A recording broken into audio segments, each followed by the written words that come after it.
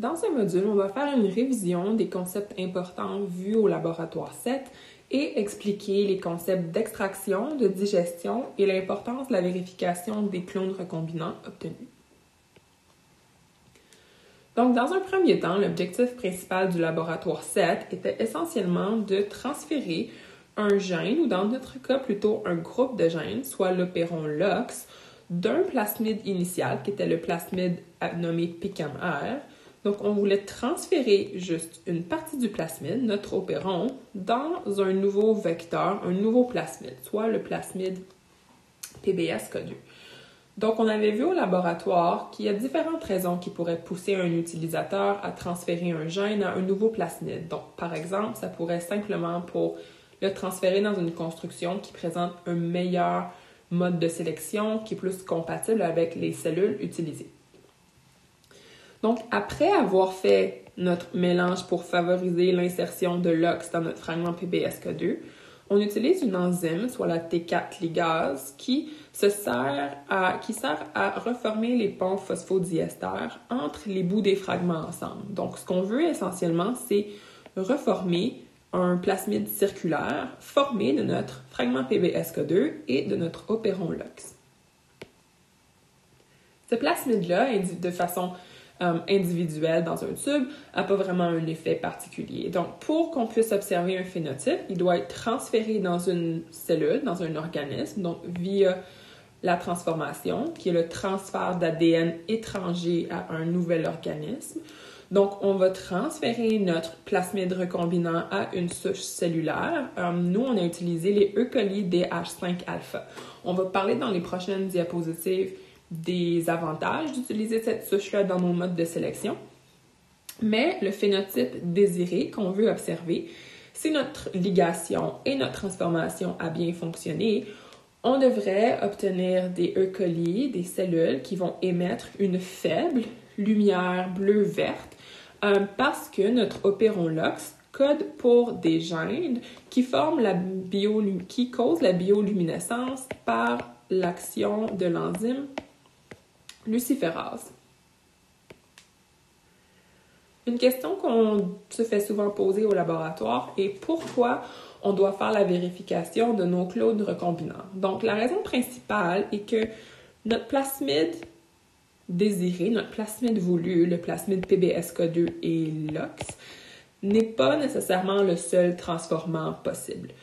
Donc, de façon générale, il y a différentes combinaisons qui ne donneront pas des plasmides viables. Donc, par exemple, le plasmide PBS-Cod2 et PKMR ne sera pas viable dans une cellule parce qu'il comprend deux origines de réplication au niveau de la transformation. Donc, certains plasmides vont être complètement éliminés de façon naturelle par la cellule.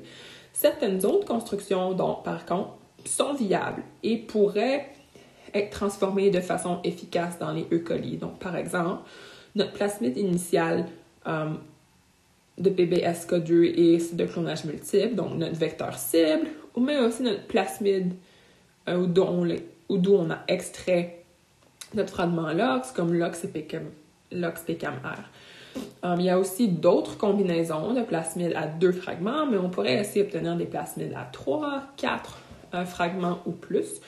Donc, on a besoin d'un système pour éliminer les plasmides non désirés au niveau de nos cellules. C'est pour cette raison qu'on se sert de mode de sélection. Donc, on sélectionne des plasmides ou des cellules qui ont reçu les plasmides désirés. Au niveau de ce laboratoire, on a utilisé une sélection triple, donc 3 mécanismes ensemble qui nous permettent d'avoir la meilleure sélection possible de nos clones transformants. Donc, on va réviser brièvement ces 3 modes de sélection qui va vraiment aider à l'analyse de nos résultats. Donc, dans un premier temps, on a utilisé la résistance à l'ampicilline, qui est basée sur notre plasmide cible PBS-Cod2. Donc, si on regarde vers la gauche ici, notre plasmide a un gène qu'on appelle AMPR, qui est un gène de résistance à l'ampicilline. Donc, l'ampicilline fait partie de la famille des bêta-lactames. C'est un antibiotique qui est un peu un cousin de la pénicilline. Son action sur les cellules transformées et que l'ampicilline est un inhibiteur irréversible de la transpeptidase. La transpeptidase, c'est une enzyme qui participe à la synthèse de la paroi cellulaire des bactéries. Donc, si les bactéries en division avec le plasmide ne peuvent pas synthétiser leur nouvelle paroi cellulaire, les bactéries éventuellement vont mourir. Notre gène de résistance, pourquoi il est important dans notre sélection, il code pour une bêta-lactamase. Donc, l'action de la bêta-lactamase, c'est aussi une enzyme, elle vient inhiber l'ampicilline. Donc, l'enzyme va venir éliminer l'action de l'ampicilline et va permettre aux cellules de survivre en présence de l'antibiotique. Le deuxième mode de sélection est la sélection bleu-blanche, qui est aussi encore basée sur notre plasmide PBSK2, mais via la région LAC-Z' qu'on vous revoit sur le côté droit du plasmide. Donc, LAC-Z' code pour une sous-unité de la bêta-galactosidase, qui est une enzyme qu'on va se servir pour créer une différence de couleur au niveau des colonies. Donc, dans notre fragment LAC-Z', d'imbriqué dans la séquence, on a aussi une zone qu'on appelle un site de clonage multiple. Donc, c'est des séquences d'ADN qui correspondent à des sites d'enzymes de restriction, qui sont les enzymes qui sont capables de venir couper les fragments d'ADN et créer des fragments linéaires au niveau de notre plasmide. Comment on utilise le LAC-Z'? La sélection bleu-blanche peut créer deux scénarios, en fait.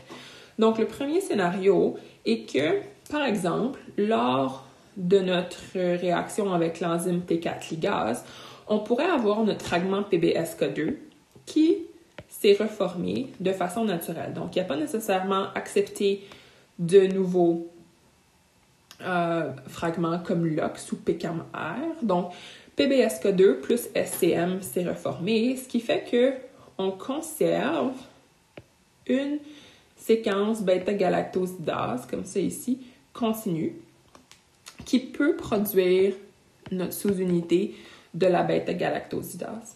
Donc, la sous-unité de la bêta-galactosidase va s'associer à la sous-unité de la bêta-galactosidase qui est produite par nos cellules DH5-alpha et l'enzyme fonctionnelle bêta-galactosidase va venir cliver un produit qu'on appelle le X-gal. Donc, il va venir cliver le produit du milieu X-gal qui va causer un précipité bleu. Donc, essentiellement, la coloration bleue nous permet de reconnaître la reformation de notre plasmide hôte initial. La deuxième situation qu'on pourrait obtenir est s'il y a eu l'insertion d'un fragment au niveau d'un site d'enzyme de restriction, du site de clonage multiple. Donc, par exemple, si on a réussi à insérer LOX, notre séquence de bêta-galactosidase du LAC-Z' va être interrompue par un très long fragment d'ADN. Donc, ici, par exemple, LOX fait à peu près 9000 paires de bases. Donc, ça interrompt notre séquence LAC-Z'. Donc, on n'a pas de sous-unité de bêta-galactosidase produit. Donc, le X-gal ne peut pas être clivé. Donc, nos colonies vont rester blanches. Donc, le système bleu-blanc nous permet de définir s'il y a eu insertion au niveau de notre site de clonage multiple. Le troisième mode de sélection est un peu particulier à notre expérience et la présence d'un phénotype visible. Donc, nos colonies qui présentent le plasmide recombinant avec l'OX vont présenter un phénotype qu'on est capable de voir à l'œil nu. Donc, la bioluminescence, comme on a dit, provoque l'émission d'une faible lumière. Donc, on est capable de voir visuellement quelles colonies ont reçu notre opéron. Le problème est que la visualisation d'un phénotype à l'œil nu est très rare en laboratoire. Donc, la plupart du temps, on exprime des enzymes de voie, par exemple, biochimiques ou de voie de signalisation et c'est pas nécessairement des phénotypes qu'on est capable de voir directement. Donc, c'est un cas très spécifique à notre expérience, mais dont on peut se servir pour définir confirmer que notre plasmide, que notre E. coli recombinante a vraiment reçu notre opéron LOX. Donc, pour terminer le laboratoire 7A, les photos des plots du laboratoire pour chaque équipe vont être disponibles sur eClass et vous pouvez comparer les colonies bleues et blanches obtenues sur les pétris, soit de groupes contrôle ou de groupes expérimentaux.